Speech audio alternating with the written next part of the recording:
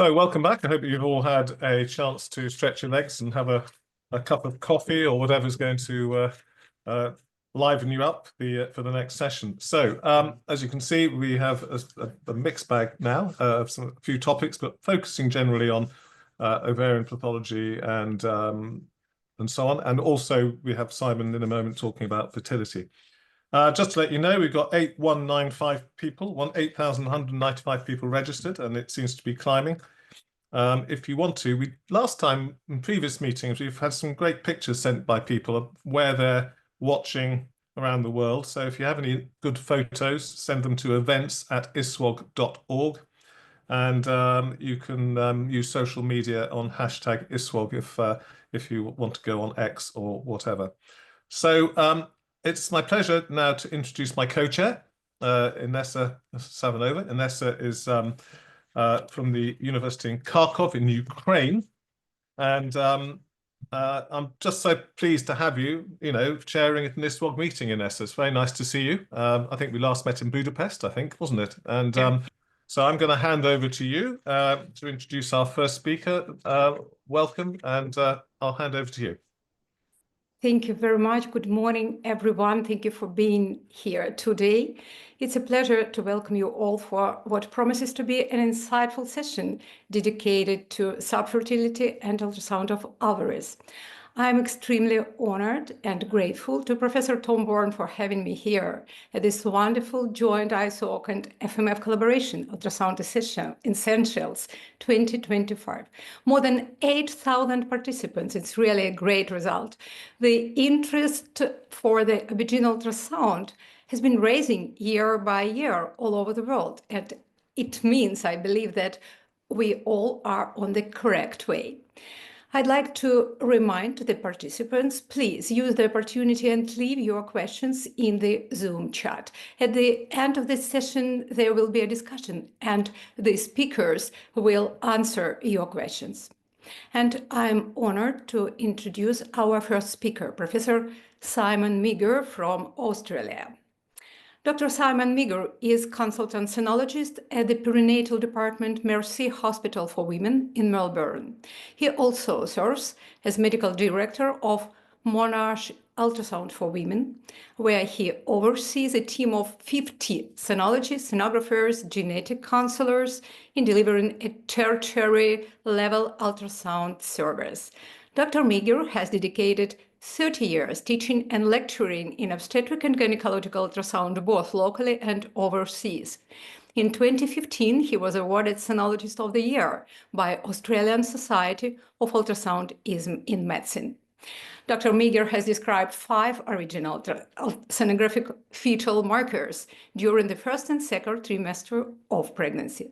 Please join me in welcoming Professor Simon Meagher on our virtual stage with a talk, a one-stop ultrasound-based approach to subfertility assessment.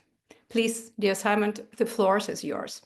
Hello, my name is Simon Marr. I'm a gynecologist, Melbourne, Australia. Many thanks to Tom Bourne and the rest of the team at Ultrasound Essentials for the invitation to present here today. I will be talking on one-stop ultrasound-based approach to subfertility assessment. A wealth of information can be obtained by a single visit of a couple. It can be time efficient and causes little discomfort, is without risk when compared to its surgical counterpart, namely laparoscopy and hysteroscopy, and it's certainly far more affordable when compared to the surgical counterparts. If you include male investigation, which is not part of this talk, and you include a semen analysis, anti-Mullerian hormone, and scan, results can be available within 1 hour in certain units. The talk is divided into the following sections. It's important to take a history and physical examination to get clues for the cause of subfertility, then assess with transvaginal ultrasound and transabdominal ultrasound the ovaries, uterus, tubes, pelvis, and then dedicated sonohysterography in situations where you suspect intercavity pathology and tubal patent patency in assessing the patency of the fallopian tubes. I'll finish then with some summary and some conclusions. With regard to the ovary in a transvaginal ultrasound assessment of the ovary, because most information is gathered at TV scan, first and most importantly, you can see signs of ovulation. Indeed, we time the ultrasound assessment in the secretory phase of the cycle in many patients where we're looking for evidence of ovulation. Ovulation can be demonstrated on 2D and seeing a peripheral ring of vascularity, as in this case, or more sophisticated technology showing that it's not just a ring of vascularity, but rather a sphere of vascularity. From there, we can move on to looking at the antral follicle count, one of the most important pieces of information which we gather at the time of a baseline scan and somebody being investigated for subfertility or infertility. In the situation where the antral follicle count is less than 10, where an antral follicle is defined as a mean diameter less than 10 millimeters, or the anti-Müllerian hormone is less than 7 units, which this predicts a poor response, predicts subfertility, and explains the patient's history, but predicts a poor response on an IVF treatment cycle. The antral follicle count is a more direct marker than AMH, especially for an IVF cycle. And in general, we combine these two in assessing patients as part of a baseline scan. In looking for a peripheral vascularity in a leading follicle, good data to support that this allows timing for optimal fertilization, optimal time for embryo collection, but it's certainly not performed routinely in medical clinical practice across the globe. In terms of assessing the ovary and counting the follicles, it can be challenged, whereas at the other end of the spectrum is when you have a lot of follicles in multifollicular ovary, using a cutoff of more than 25 antral follicles in a single ovary. For us, the more accurate way of determining this is by using vocal. Not only can we, with vocal, determine that there are more than 60 antral follicles in this ovary, we can find that there are 7 follicles where we can see it's more than a mean diameter of 6 to 7 millimeters. This is very valuable technology. Also, in the setting of polycystic ovaries, where it's impossible with the human eye to count, we are very reliant on artificial intelligence in a sense, which is vocal, which can count with a high degree of accuracy the number of follicles, which in this case is over 230 antral follicles present in this ovary. And if you want to determine the response to metformin or any other treatments for PCO, vocal is really the only technology that allows you to do this, given that 2D is so inaccurate. We use follicle tracking, automated follicle tracking, and this is a patient recently, as we scan through this ovary sitting directly posterior to the uterus, and we take a single sweep of this ovary. We choose a narrow volume, and this allows us to accurately count, and the evidence supports that using vocal, it is more accurate than using 2D. It's also far more time efficient, because if I have to individually go around and count each one of these follicles by measuring them in 2 or 3 dimensions, it's very time consuming. With AI, you can singly press a dot in the center of the follicle, automated measurements will appear, and you continue your merry way around the ovary and you can get automated measurements. If it does not appear with automation, you can physically measure the diameter of the follicle. But for me personally, it is far slicker, easier, time efficient to inquire a volume that is of adequate size, and just simply press a single button and you will have a digital display with accuracy, particularly in 2024-2025, where it cuts out the background noise of other spherical structures that may exist in the pelvis. When looking in patients with polycystic ovaries as part of a baseline scan and investigating for infertility, it's important to report whether there's the presence of a leading follicle, and important to yield this information in terms of timed intercourse for patients. So remember, when looking at PCO, look for evidence of a follicle. Also, don't be caught out by situations like this that looks like a multifollicular ovary, which in fact is not. All of these cystic structures are outside the ovary. This here is multiple peritoneal inclusion cysts, seen frequently in patients with chronic inflammatory bowel disease or multiple surgeries. Do not count these. These are not follicles. Ensure that when you scan these ovaries is that you look for the peripheral margin of the serosa of the ovary to distinguish it, and do not overcount. From time to time, you'll be faced with a situation when you're looking at ovary and you think that you're looking at a corpus luteum, but you should never get branching vessels inside a corpus luteum. This is a patient who presents typically in the 20 to 30 years of age with a small Sertoli-Leydig tumor. They may also present with irregular bleeding or hirsutism. So don't be caught out by calling this a corpus luteum in somebody presenting with infertility in a baseline scan. This is a Sertoli-Leydig tumor. Hemorrhagic cysts are seen quite frequently as part of a baseline scan. These resolve and disappear spontaneously over the next 1 to 2 cycles and generally do not interfere with the investigation or change the investigation process. Important where you see a cyst with fine internal ground glass echo appearances, they can be subtle. Distinguishing between the hemorrhagic cyst and an endometriotic cyst can be readily achieved by using 3D technology. This is using 3D static. And with 3D static, you can appreciate that the contents of this cyst have a ground glass echo appearance and far more convincing on a 3D static image when compared to a 2D image. It is a very powerful tool. Dermoid cysts are frequently seen as part of a baseline scan. They may appear as tiny little fatty deposits in the ovary, or they may appear as striking large cysts. When they are larger than 5 to 7 centimeters in diameter, we look at electively removing these because of the risk of ovarian torsion. But you need to bear in mind that in doing so, that you will reduce the ovarian reserve in excising any cyst from the ovary in a young woman, and you need to give this due consideration, particularly in the setting of subfertility. High-grade serous cancers are rarely found during a woman's reproductive age, but borderline ovarian tumors are seen from time to time. Again, don't mistake these for hemorrhagic cysts, and you won't be caught out if you use color Doppler examination, because you may see that'll be color Doppler within this solid area. But even if there's no color Doppler uptake, you will appreciate that this is not gelatinous-like clot, but this is rather solid tissue. With regard to evaluation of the uterus as part of an IVF cycle, important to look at the border between the endometrium and myometrium and the shape of the uterine cavity for Müllerian abnormality and any evidence of intracavity pathology. We look routinely at a baseline scan at the thickness of the endometrium. If we scan in the late secretory phase of the cycle looking for ovulation, we expect to see a teardrop secretory type endometrium. If a patient is looking at going on an IVF cycle and has a thin endometrium, we do not transfer the embryo, particularly for an endometrial thickness that is less than 6 millimeters. For these patients, we will treat with estradiol, Zumenon, or Proganova, estradiol valerate, and these are the doses which patients take as a subdermal patch or transdermal patch, which are these doses that are given nightly depending on the dosage response. Also important to check in the cavity, part of a baseline scan, is to look for any evidence of fluid in the cavity. This may be the first clue that this patient has got hydrosalpingosis, and this is a hostile environment, sometimes a toxic environment to embryo transfer. For these reasons, we clip fallopian tubes with hydrosalpingosis. There are other times where you're scanning the uterine cavity and you may see that it's asymmetrical. The anterior endometrium is thicker than the posterior. Anytime you see that, you should suspect the possibility of polyps or fibroids that's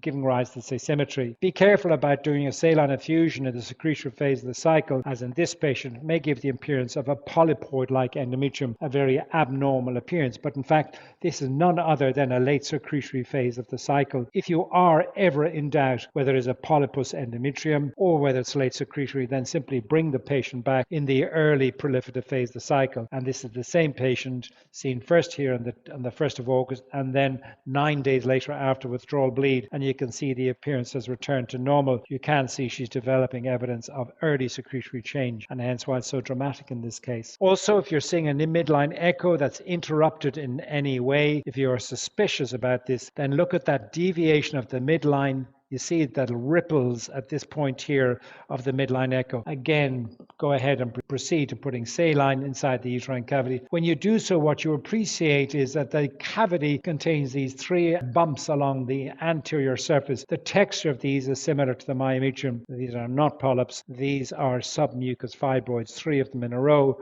lined by a layer of very thin endometrium. In this patient, I was asked, Simon, please assess the uterine cavity. Is the fibroid resectable? You can see a large fibroid posteriorly, but there is also a separate fibroid anteriorly. In doing so and assessing for the presence of a fibroid, we look to see if there's any cavity distortion related to this fibroid. But the next step, as we look inside the cavity, we see a hypoechoic structure, which has indeed got the texture more of a fibroid than of a polyp. Again, if you're faced with this situation, next turn on color Doppler examination. When you're turning on color Doppler examination, you may see evidence of a circumferential vessel. Also, 3D VCI or VCIA plane may help distinguish the texture of a fibroid from the surrounding endometrium because it adds contrast. And then, as coming back to what I was mentioning about color, that circumferential flow tells me this is more likely to be an intracavity fibroid than it is to be polyp. So remember these technologies, 3D VCI, VCIA plane, and color Doppler, will also, all of these will help to distinguish this mass inside the cavity, which may be contributing to the patient's infertility. I ultimately will rely and push pushing saline into the cavity to ascertain what the nature of this is, to ascertain what its attachment is, whether it's sessile or pedunculated, and whether it's indeed a polyp or whether it's in fact a fibroid. 3D using wide slice VCI can give you a three-dimensional perspective of this intercavity pathology, and then you simply can rotate this around on the z-axis, showing the coronal plane. Important to do so because you're looking for any evidence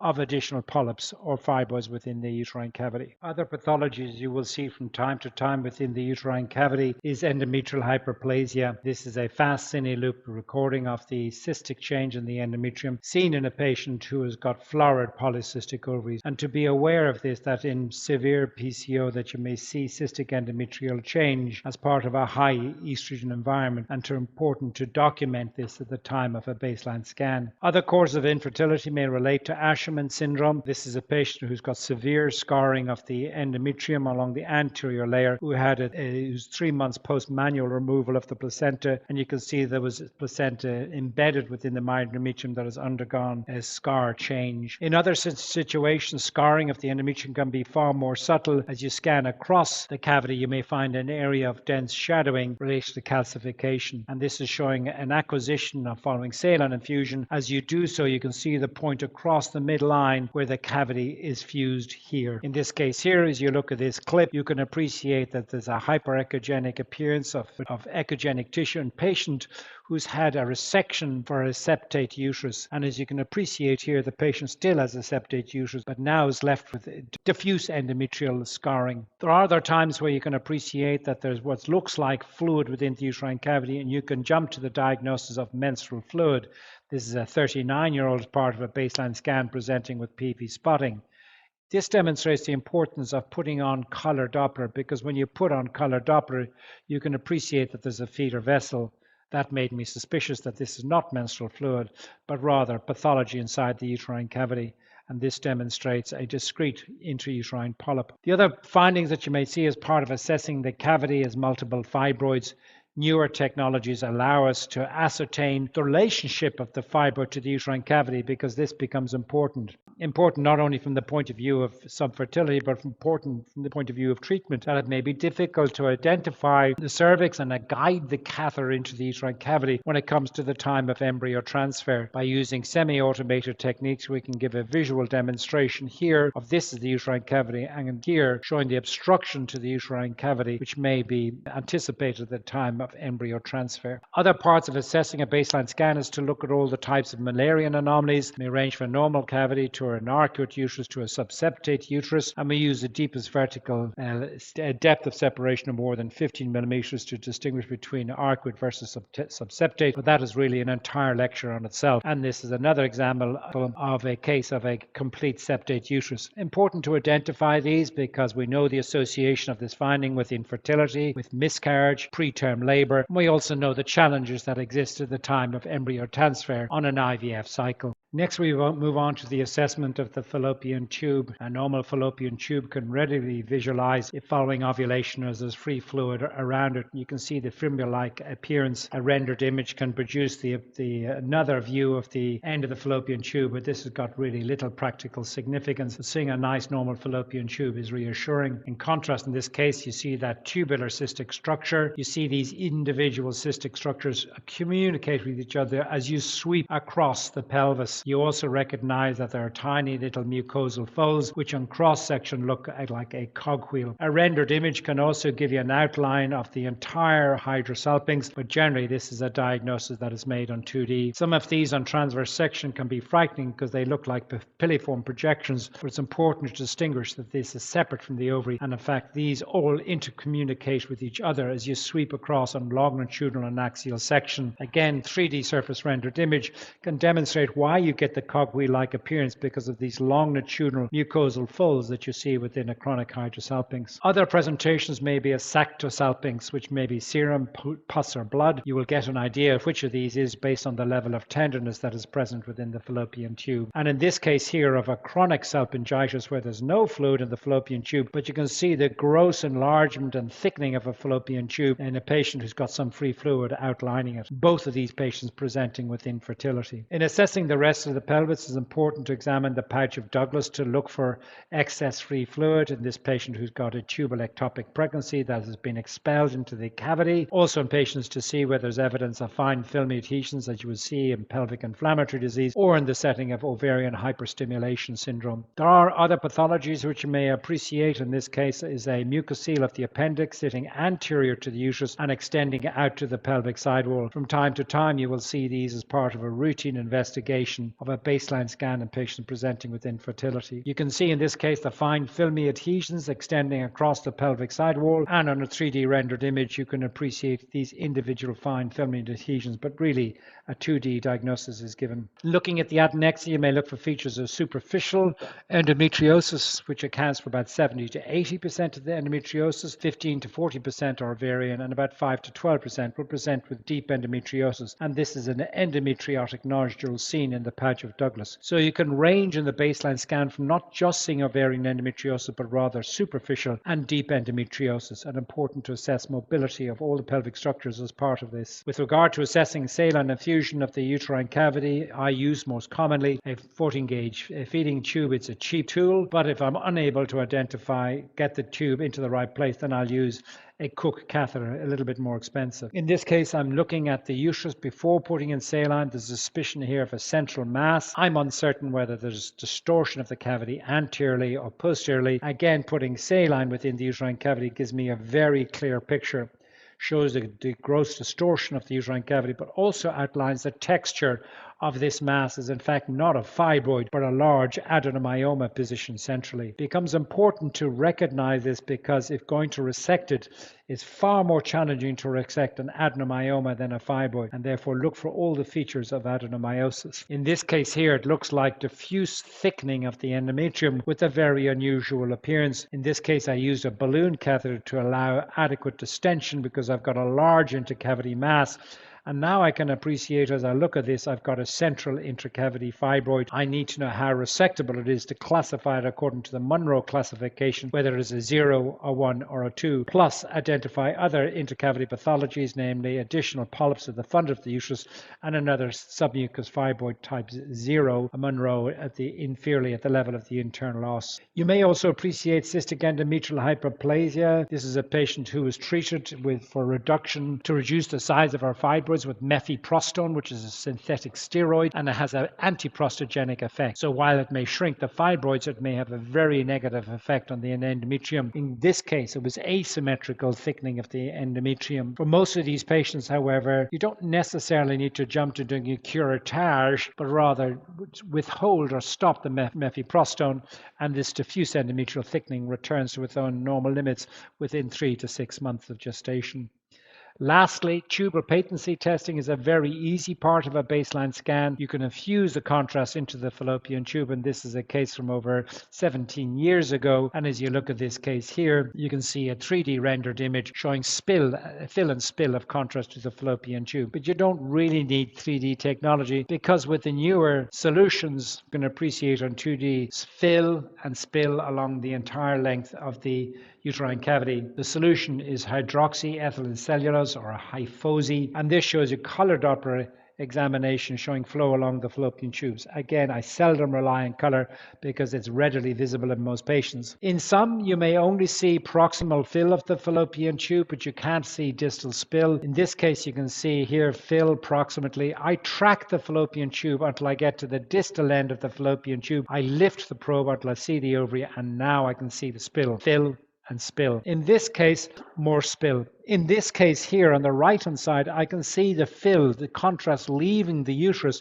but I have bowel obstructing my view. I split the image in this situation and then I look at the distal end of the fallopian tube for spill. I'm okay with that. I've not seen flow along the entire length of the tube, but I have seen fill by virtue of exit and I have seen spill around the ovary, and that for me is sufficient. Be careful when you're injecting contrast from time to time. You will see extravasation of the contrast going into the uterine veins, and when you see extravasation of contrast, be careful about considering considering putting in iodine, as patients may have an anaphylactic response. Even more worrying in this case is after injecting IFOSI, you can see the contrast ending into the large pelvic sidewall veins, and again an anaphylactic response if iodine is injected straight after that. What about 2D versus 3D? Well, I think the evidence is that they have a similar diagnostic performance, and my preference is to use 2D hyphosi as part of baseline investigation. In summary, the value of this quick 30-minute scan is to assess ovarian reserve through measurement of antral follicle count, identified PCO in the diagnosis of polycystic ovarian syndrome, reveal the endometrial and uterine problems that may inhibit implantation such as fibroids, adenomyosis, polyps, adhesions, and persistent fluid, and diagnose pathology that may affect ovulation or the treatment cycle, determine the patency of the fallopian tubes, and in the setting of monitoring an assisted conception treatment cycle, track follicular growth, determine the timing of the trigger, determine the timing of embryo transfer by measuring endometrial morphology, and to guide the needle at egg collection and the time of embryo catheter transfer. Thank you very much for your attention.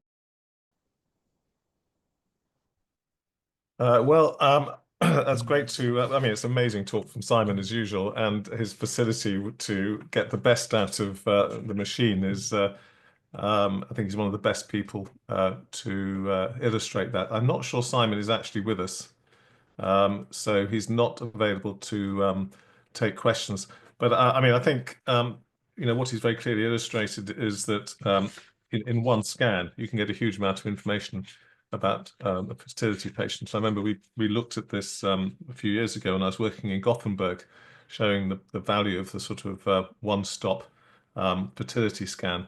And I think the other thing he illustrated was that it's not necessarily just one scan, and you have to be prepared sometimes to bring patients back at an interval. For example, if you want to look at the endometrium or evaluate people if they've got some sort of physiological cyst. So it's not always possible on one scan. And I think patients also need to understand that on occasion, it doesn't mean that you don't know what you're doing. If you tell them perhaps to come back, for example, immediately after their period, as Simon showed with that, oh, Simon, you're here, sorry. Simon is here with us here. Oh, I didn't see you there, Simon. I'm sorry, have you just joined us? Yes, apologies, Simon. Oh no, not at all. I wasn't saying that. I was speaking in vain about your fabulous talk. Thank you very much. I was just saying how your facility to show the potential of the machine is really second to none, I have to say. Thank you. I seem to have disappeared or lost everybody. So one of the things I wanted to ask you is about this idea of, whilst a one-stop approach is optimal, you showed a nice case, with secretory endometrium and sort of the importance sometimes of just saying to someone, look, we need you to come back. And I think I sometimes get patients think I'm a bit rubbish because I say, well, I can't get all the information now. And I think you need to understand it's dynamic. Would you echo that? Absolutely. And I think it brings to light a very important situation you're faced with, which is in the late proliferative early secretory type endometrium that can take on the appearance of a polypoid endometrium.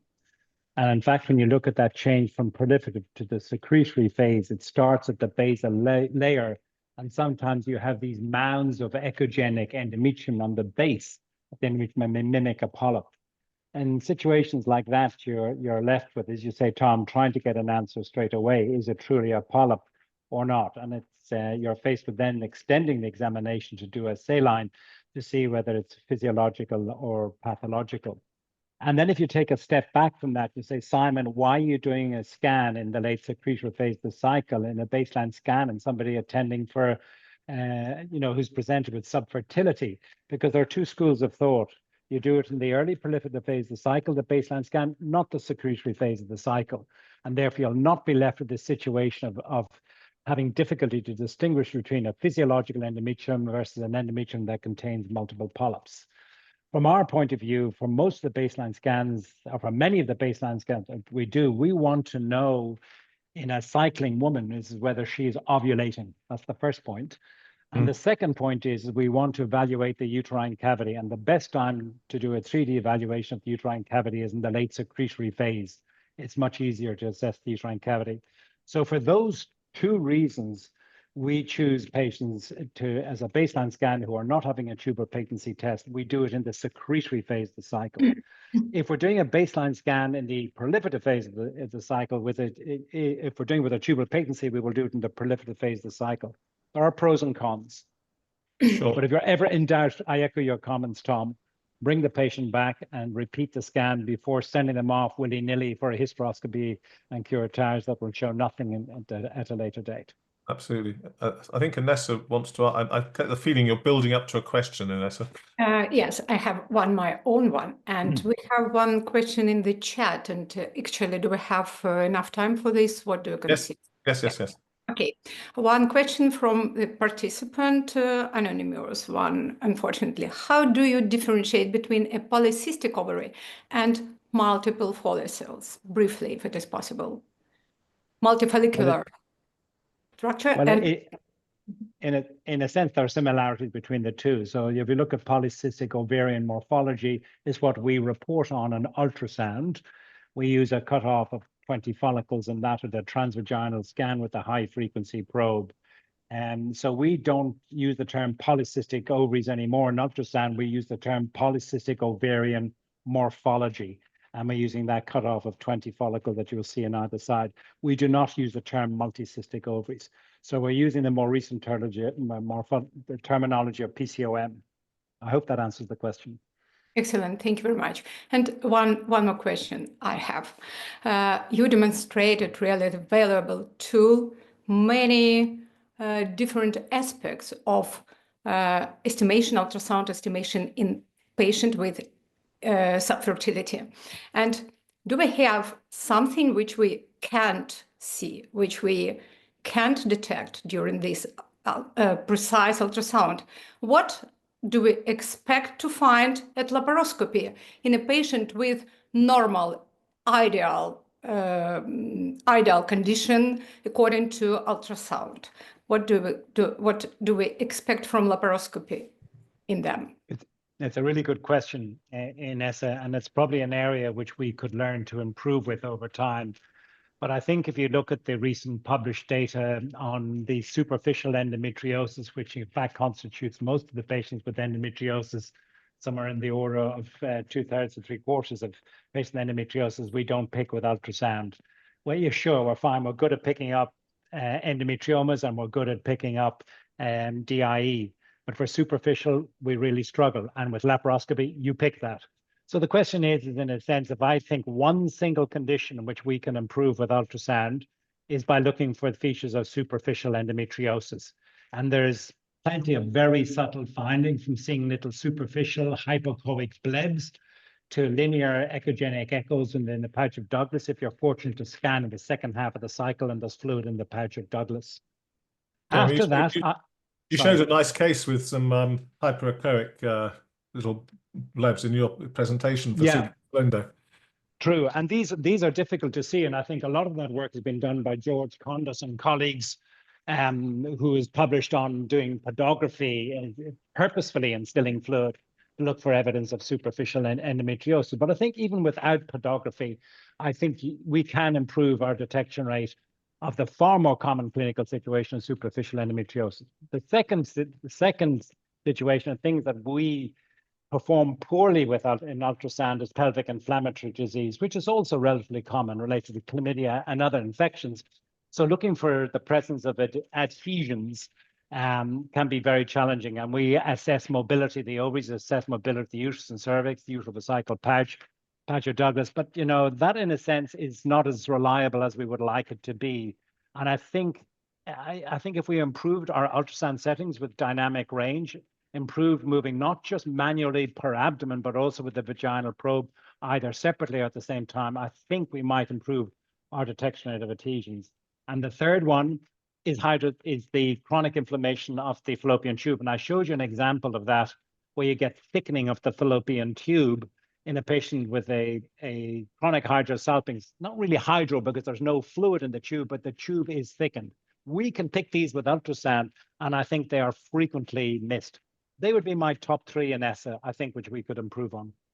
Thank you very much. What about chronic endometritis? Chronic endometritis, is it ultrasound diagnosis, or it's more reliable, some laboratory testing, immunohistochemical testing? What do you think? You mean chronic endometritis? Yeah. For the inflammation of the endometrium. I Yeah. think for a lot of the time that may be a histological diagnosis. I don't think an ultrasound I've ever made a call of endometritis specifically as an ultrasound call. I think more the things that I would make a call on in chronic conditions related to inflammation, the endometrium relates to Asherman syndrome, more than making a diagnosis of endometritis. I don't think we're particularly good at that, Anessa. Thank you very much. One more question from the audience. Can we diagnose, is the transabdominal scan is reliable? Can we see all these items transabdominally? What do you think? It's a very important question. It may seem like on one side, why you asking the question. I think it's really important to make the point is that for every examination that we do both transabdominal and transvaginal. And I'll explain why we do the transabdominal. But to get to the bottom line as a single line answer to that question, no, I think a transvaginal examination will provide you far more information at any gynecological scan when compared to transabdominal across the board. Historically, particularly in the field of radiology, who are not comfortable with the vaginal probe, they fill the bladder and did a transabdominal scan. And yes, you can get a lot of information, but it does not approach with the degree of resolution, particularly for the subtle pathology we were talking about early. You will not see these in the TV probe. At the end of the day, they are not mutually exclusive. I think combining both TA and TV, but if you put a noose around my neck, Anissa, and said, Simon, you've only the choice of one, I will say to you, then empty the bladder and go straight to a transvaginal scan. The second part is, why would you do a transabdominal scan, Simon, if you've got an empty bladder and you can see everything? Because sometimes there's pelvic pathology that's sitting high in the pelvis, large pedunculated fibroids, which would be very embarrassing to miss that if you missed it at a transvaginal scan, and sometimes cysts sitting high up in the pelvis that you will not identify. And for that reason, I would suggest combining both. Thank you. Thank you, Simon. We're going to have to move on. You've had a massive brief there. I'm sure when you've got the sort of could you discuss all of that? It's you managed to cover the whole field in a fantastic lecture. So really, thanks very much indeed, Simon, and I hope you can enjoy your evening. Thanks very much, Melbourne. Are you still in Melbourne? Yep. Yeah, we're just heading to, it's evening time. Yeah. Perfect. Well, enjoy your dinner, and we'll see you soon. Thank you so much. Thank you. Thanks, Sean. Thanks, Vanessa. So Nice it's to my meet you. pleasure to